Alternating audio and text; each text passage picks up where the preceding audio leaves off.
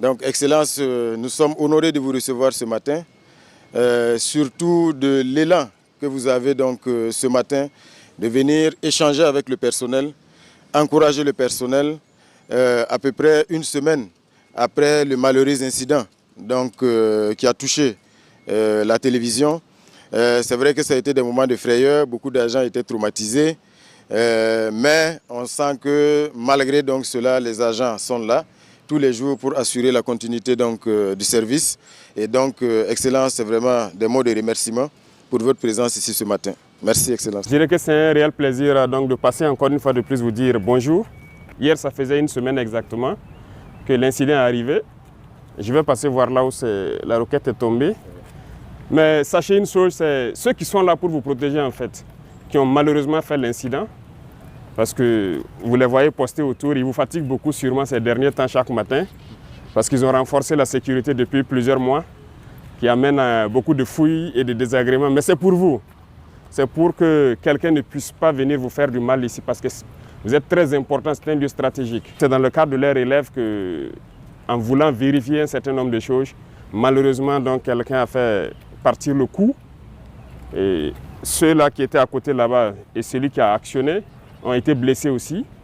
Donc, ils ont été transportés à Yalgado ce jour-là. Dieu merci, ils ont quitté Yalgado, avec quelques séquelles bien sûr, parce que la roquette, ça ne pardonne pas, notamment au niveau de la main. Malheureusement, la roquette s'est dirigée dans la cour de la RTB ici.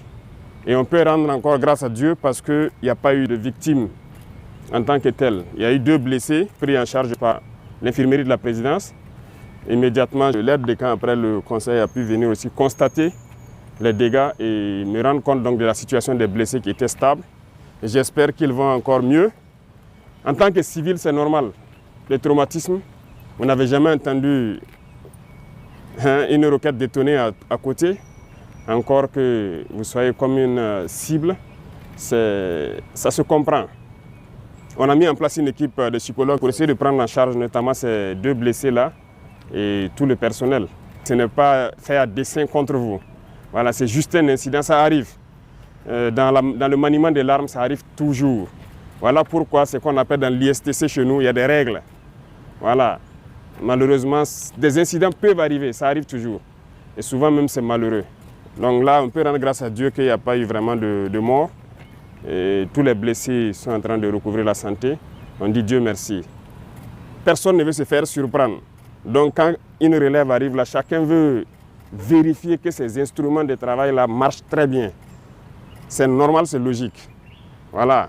Mais nous sommes en ville et ces incidents ne doivent pas arriver en ville. Donc ne soyez pas plus apeurés que ça. Et j'espère que la tension est en train de baisser. On a duré avant de venir vous voir parce que, avec juste raison, on pourrait vous expliquer le pourquoi. Sinon, dès le lendemain, on pourrait venir vous voir. Mais on a fait sciemment et je pense que vous comprendrez. Voilà, vous aurez l'occasion de poser vos questions éventuellement et qu'on pourrait répondre. On va causer à bâton rompu pour vous déstresser un peu parce que depuis là, je vois qu'il y a tellement d'informations qui fusent de partout.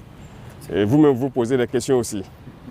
Excellence, bonjour et soyez les bienvenus. Je vous en prie.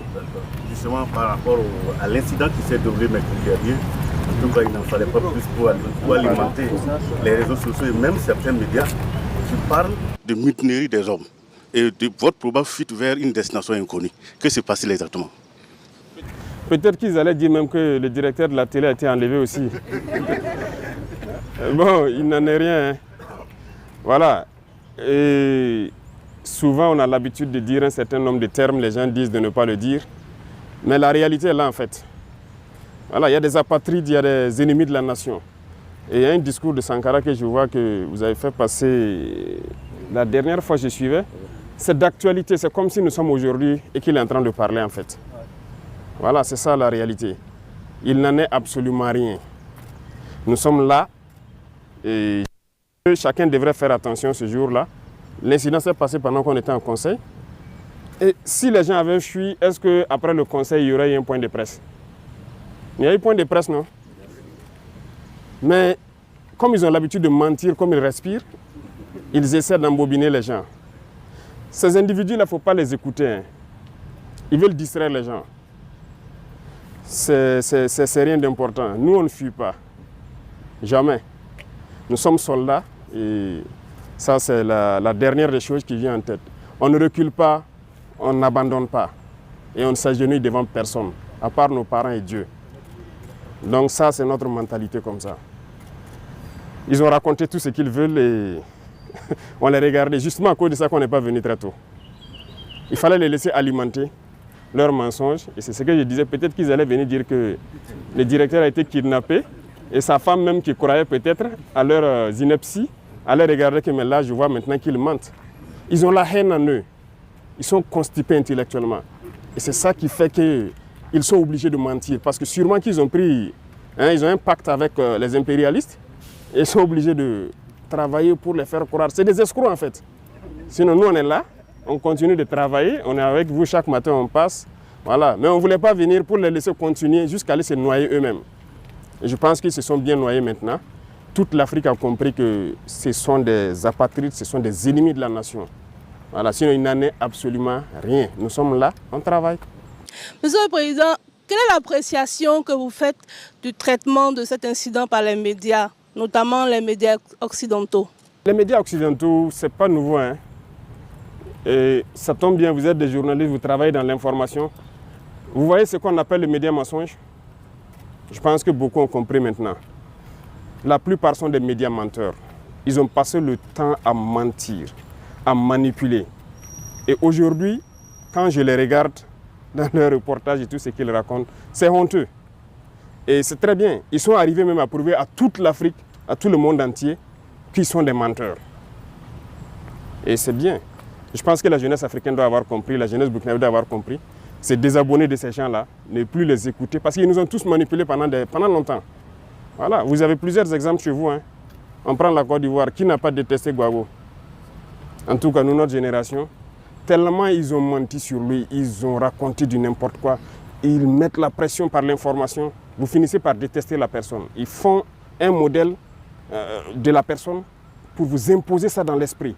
Vous finissez par détester la personne, on l'amène à la CPI, après on lui dit qu'il n'y a rien, il est coupable de rien. C'est sérieux ça? Kadhafi, on a laissé Kadhafi mourir. Voici les conséquences ici. Dictateur, il a fait ci, il a fait ça par leurs organismes. Ils mentent. RFI, quoi, je ne sais quoi, France 24, Le Monde, Jeune Afrique. Ils sont obligés de faire le travail qu'on les demande. Voilà, ils ne sont pas libres en fait. Il y a beaucoup de médias là, ils ne vivent pas de la publicité ou je ne sais quoi. C'est faux, c'est des gens qui payent. Et vous donnez l'information comme ils veulent. Voilà, même malheureusement ici, il y en a, au Burkina, il y en a. Il y en a plein. Voilà, quand on le dit souvent, les gens disent qu'on attaque les journalistes, mais il y en a. Je pense qu'il faut faire le choix entre gagner son pain, mais aussi aimer sa patrie en fait. C'est vrai, eux, ils se battent pour leur patrie. Tout ce qu'ils font, c'est à l'avantage de leur patrie, mais il faut se départir de ça. Et on voit des médias nationaux qui prennent pour référence ces médias-là. Souvent, on regarde certains journaux, ils citent, selon tel journal, c'est des menteurs. Ils n'ont aucune information, ils n'ont rien. Leurs reporters, c'est des menteurs. Parce que lorsqu'ils veulent s'attaquer à un pays, ils peignent le pays comme ils veulent. Ils disent ce qu'ils veulent du pays pour amener tout le monde à détester et pouvoir faire passer ce qu'ils veulent. Mais je pense que cette fois-ci, on a compris. Nous sommes en 2024. Et c'est un jeu d'échecs. Allons-y, on verra bien ce que ça va donner. Donc il faut vous départir de ces médias-là. Bonjour, Excellence. En lien toujours avec l'incident de tir, certaines sources auraient indiqué qu'il y ait eu des mouvements d'avions, d'hélicoptères à Ouagadougou et à Dori. Qu'est-ce qui a expliqué ces mouvements d'hélicoptères, d'avions observés? On a dit que nous on a fui en hélicoptère pour aller à Dori. Et quand vous voyez des grandes personnes mentir, ça fait pitié. En réalité, c'était le mercredi, c'était le lendemain de l'attaque de Mansilla. On a lancé une opération à Mansilla. Et donc les hélicoptères envoyaient des troupes en renfort encore. C'est juste ça. Donc ils ont décollé ici, aller à Dori, aller prendre donc, des éléments donc, du 9e BIR. Il y avait des éléments de l'UGGN qu'ils ont pris ici à Ouagadougou, aller pour l'opération au niveau de Mansilla. Donc on a aussi appris ça comme ça. C'est vrai. Vous voyez, ils ont une tactique. Comme je dis, le peu de neurones qui les restent là, ils exploitent ça pour faire quelque chose de vraisemblable. Ils prennent toujours une information vraie. Et autour, maintenant, ils construisent leurs gros mensonges. Si vous n'êtes pas vigilant, vous allez croire que c'est vrai. Les hélicoptères ont réellement survolé, c'est vrai. Ça, c'est un fait. Tout le monde a observé. Alors, mais ils ont survolé pourquoi? C'est là la question. Donc, ils construisent le gros mensonge autour de ça. Tout le monde a vu les hélicoptères survoler, mais ils utilisent ça pour dire que, voilà, on a fui. Non, c'est faux. C'est la même tactique qu'ils ont employée quand les hélicoptères, les Ilyushin ont atterri à Ouagadougou. Il y a eu 6 vols d'Ilyushin à Ouagadougou. C'est vrai, les Ilyushin ont atterri. Mais ils prennent ça, et quand je les regarde, ils mentent tellement comme ils respirent. Ils construisent quelque chose de gros autour, que c'est des Wagner et des militaires maliens qui sont venus. Bon, moi, je ne dirais pas militaires maliens, c'est des militaires de l'AES. Donc, ils sont militaires maliens, nigériens, sont libres de venir au Burkina quand ils veulent, comme ils veulent. Mais c'est faux. C'est archi faux. Les Russes sont déjà ici. Ils travaillent ensemble, ils sont là. Pourquoi encore on va faire venir? Oh ben c'est là, ils n'ont pas pu nous aider à faire ce qu'on veut. Ça ne veut rien dire. Secondo, je peux vous rassurer, ces avions par exemple qui ont atterri, les hélicos, je vous ai expliqué, les avions c'est du matériel des Nations Unies. Après la fin de la mission, les munitions sont restées à Gao, à Bamako, un peu partout. C'est le bateau Tombouctou qui avait commencé à prendre nos munitions d'ailleurs pour évacuer vers Bamako. Ils ont détruit ce bateau-là, donc on a trouvé d'autres moyens d'envoyer ça là-bas. Et là, c'est des munitions qu'on a ramassées venir, et il y a des munitions même d'autres pays qu'on va détruire ici. Donc il y a une structure des Nations Unies qui est la UNMAS, qui est au courant de l'opération, qui doit même superviser cette opération ces 2 jours-là. C'est des munitions donc, de la mission qu'on a ramassées. À Gao, on avait une FPU, et à Tombouctou, on avait nos hommes, les munitions étaient à Bamako. C'est tout. Mais l'acharnement là doit vous permettre de comprendre qu'il y a quelque chose de bizarre quand même. Donc c'est faux. Les mouvements d'humeur, c'est faux. Il n'y a rien eu. Et ça fait que hier ou c'est avant-hier là, l'état-major était obligé de communiquer. Mais nous ne voulions même pas qu'il communique. Mais c'est parce que les parents des soldats à Dori ont commencé à les appeler. On a appris que c'est vous qui voulez vous mutiner ou quoi. Les enfants disent, ils sont en opération même. D'autres sont vers Manzila, d'autres sont vers Bani en opération. Et les parents les emmerdaient beaucoup. Donc ils ont demandé à ce que, est-ce que l'état-major peut communiquer vraiment pour qu'on arrête de les emmerder, de les laisser se concentrer sur leurs opérations. Vous voyez ce qu'ils font? C'est pas bien. Sinon, il n'y a rien, absolument rien. C'est leur souhait peut-être. C'est leur souhait, mais ils ne verront pas ça se réaliser. Non, c'est une injure à nos soldats. Nos soldats sont beaucoup plus intelligents qu'eux. Ils savent ce qu'ils font, ils savent où est le pays, ils savent où on part. Excellence, dans certains milieux, on a même parlé de vacances du pouvoir et qu'au sein de l'armée, il y aurait des tractations pour désigner votre successeur. Est-ce que vous avez été tenu au courant de cette dite tractation? Si c'est vacant, qu'ils viennent prendre. Puisqu'ils ont dit qu'on a fui aller au Niger, non? Ils n'ont qu'à venir prendre. Ils essayent là-bas pour faire quoi? Ils n'ont qu'à venir eux-mêmes venir prendre. Ils n'ont rien compris en fait. Mais comprenez-les, s'ils ont été payés et qu'ils n'ont pas atteint leur objectif, ils sont obligés de mentir pour justifier ce qu'ils font. Et ce n'est pas eux seuls. Vous voyez les Djibril Bassolé et autres, là, ils se baladent à travers le monde, ils mentent, ils composent avec les terroristes pour tuer des Burkinabés, croyant qu'ils peuvent faire changer des choses. C'est révolu ça. Les gens ont compris. Donc il faut leur dire peut-être si c'est vacant, ils n'ont qu'à venir. Ils viennent prendre. Ces gens n'ont rien, ils n'ont pas d'enfants, ils n'ont rien dans l'armée. Et c'est vous qui vous asseyez là-bas pour essayer de manipuler les enfants d'autrui, espérant faire ce que vous voulez. Est-ce qu'ils sont intelligents? Ça, c'est une insulte. C'est une insulte même au peuple burkinabé de prendre les gens pour des enfants, raconter des balivernes et croire que les gens vont avaler ça. Non, les gens sont intelligents. Nous sommes en 2024. Voilà, c'est plus les années où les gens peuvent voir des informations comme ça et puis bondir dessus et tout. Mais retenez qu'ils ont plusieurs objectifs. C'est le chaos, c'est déstabiliser le Burkina parce que notre ligne de conduite ne les plaît pas. Et ça nous réconforte. Ça nous réconforte, ça fait que nous, on veut aller vers notre objectif qu'on s'est assigné. Donc n'ayez pas de crainte à cela en fait. Beaucoup d'informations sont sorties, comme vous l'avez dit. Quel est votre message à l'endroit des Burkinabés de l'intérieur et surtout de la diaspora qui se pose beaucoup de questions sur la marche de la transition? Les gens vont comprendre. Nous voilà ici. Peut-être qu'ils vont dire que c'est du fake aussi. Venez me serrer la main, peut-être qu'ils vont croire que... Voilà, ça au moins c'est pas du fake. Voilà. C'est eux qui ont toute la technologie. Nous, on n'a pas encore à ce niveau-là. Voilà, donc nous, on est libre dans notre pays et il ne faut pas que les gens vont s'inquiéter. Je disais qu'ils ont beaucoup d'objectifs. L'un des objectifs, c'est de faire peur aux investisseurs pour dire que le Burkina est instable, le Burkina ne peut pas. Vous savez que le Burkina fait partie, depuis 2023, là, des 10 pays les plus attractifs en Afrique. Les investisseurs veulent venir au Burkina parce qu'ils voient de la vision.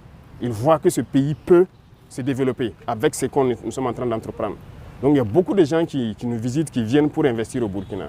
Et quand ils font ça, ça fait peur aux investisseurs. C'est leur objectif, donc c'est dire à ceux de Burkinabé de l'extérieur et d'autres investisseurs qui veulent venir au Burkina, c'est archi faux ce qu'ils racontent. Le Burkina est bien stable, ils peuvent venir, ils peuvent croire au Burkina. Et tous ceux qui sont à l'extérieur, tous ces médias mensonges-là, c'est du fake qu'ils racontent. Voilà, c'est l'un de leurs objectifs. Ils ont un plan en tête, c'est sûr. Mais nous sommes aussi au courant. On les attend de pied ferme. Voilà. Peut-être la prochaine phase, c'est de dire aux gars de la télé, de faire attention. Ce n'est pas exclu que le plan suivant, qu'ils essaient de hacker un certain nombre d'applications au Burkina Faso pour perturber certaines choses. On les attend. Voilà. Ils ne font rien pour rien. Quand ils commencent leurs mensonges, la désinformation, c'est en vue de quelque chose. Mais on les suit et on les attend de pied ferme. Et nous allons les apporter la réponse qu'il faut. Et ceux aussi qui sont à l'intérieur, qui continuent de manipuler avec eux, ils vont nous comprendre. Maintenant, c'est fini. Nous avons laissé le temps écouler pour qu'ils déversent tous leurs mensonges. On va agir de façon très ferme. Donc, il ne faut pas que les gens à l'extérieur vont se fier à je dirais des conneries comme ça. Voilà, ça ne veut rien dire. Et c'est malheureux que ce soit des Burkinabés qui se retrouvent à l'extérieur, qui participent à ça. Voilà, ils sont nombreux en Côte d'Ivoire, qui continuent dans ça. On ne sait pas ce qu'on a fait à ces gens-là, mais ils n'ont qu'à continuer leur sale besoin. Personne ne va les écouter encore. Voilà, donc c'est rassurer tout le monde, les Burkinabés de l'intérieur, de rester sereins et imperturbables, il n'y a rien. Nous sommes là et nous continuons de travailler pour le bonheur des Burkinabés. Avec tout ce qui se passe, est-ce qu'il vous arrive d'avoir peur pour votre vie? Comment vous gérez émotionnellement tout ce qui se passe? La raison est Hélène, l'émotion est nègre. Vous voyez, ils jouent aussi sur l'émotion. Voilà, quand ils ont fini par faire comprendre à tout le monde qu'ils sont à l'origine des attaques. Et ils essaient de prendre ça pour créer l'émotion. Parce que dans leur tête, les nègres n'est qu'émotion. On se base sur l'émotion pour agir et tout. Parce qu'ils ont fait une analyse que c'est quoi? C'est Inata qui a fait partir Rock. C'est Gaskinde qui a fait partir Damiba. C'est comme ça dans leur tête. Hein. Vous ne pouvez pas changer ça.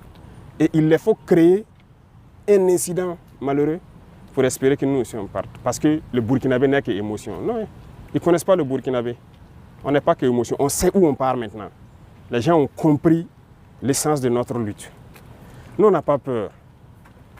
On n'a jamais eu peur parce qu'on a eu la chance, je dirais, d'avoir fait le terrain et de vivre des situations où on aurait dû perdre la vie depuis. Je vous dis qu'il y a des situations où on est sorti dedans, on ne sait pas. C'est Dieu lui seul qui sait comment on est sorti dedans. Sinon, on ne serait pas là arrêté ici.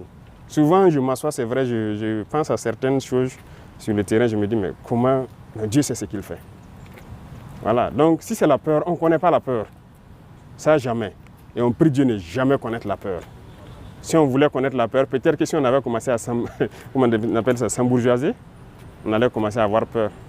Mais voilà, ils attendent qu'on ait des comptes chez eux là-bas pour se lever un jour, dire tu fais ça ou bien on ferme. Ils n'auront jamais nos comptes là-bas. On s'en fout d'avoir des comptes là-bas. Voilà, on n'a pas de bien là-bas, on n'aura jamais de bien. Tout ce qu'on fait, c'est pour le Burkina. C'est le Burkina en paix. Nous, on ne veut même pas quitter notre Burkina. On est en paix ici. L'AES, c'est un grand espace. Si on veut aller faire du tourisme, on part à Bamako, à Niamey ou je ne sais, dans d'autres villes. On s'en fout d'aller ailleurs. On est bien dans notre espace ici. La peur, on ne connaît pas la peur. Non, on ne connaît pas la peur. On a décidé de s'engager pour la patrie. On sait tous les risques qu'il y a autour. On a abandonné toute notre vie pour ça. Pourquoi avoir peur?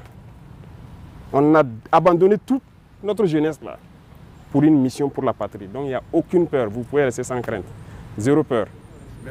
La prochaine phase à laquelle il faut faire très attention, c'est l'intelligence artificielle. Attention, parce que moi, il m'arrive de voir des vidéos de moi-même en train de parler espagnol ou de parler, je ne sais pas, chinois. Je remercie ceux qui le font parce qu'ils arrivent à traduire nos discours, mais c'est très dangereux.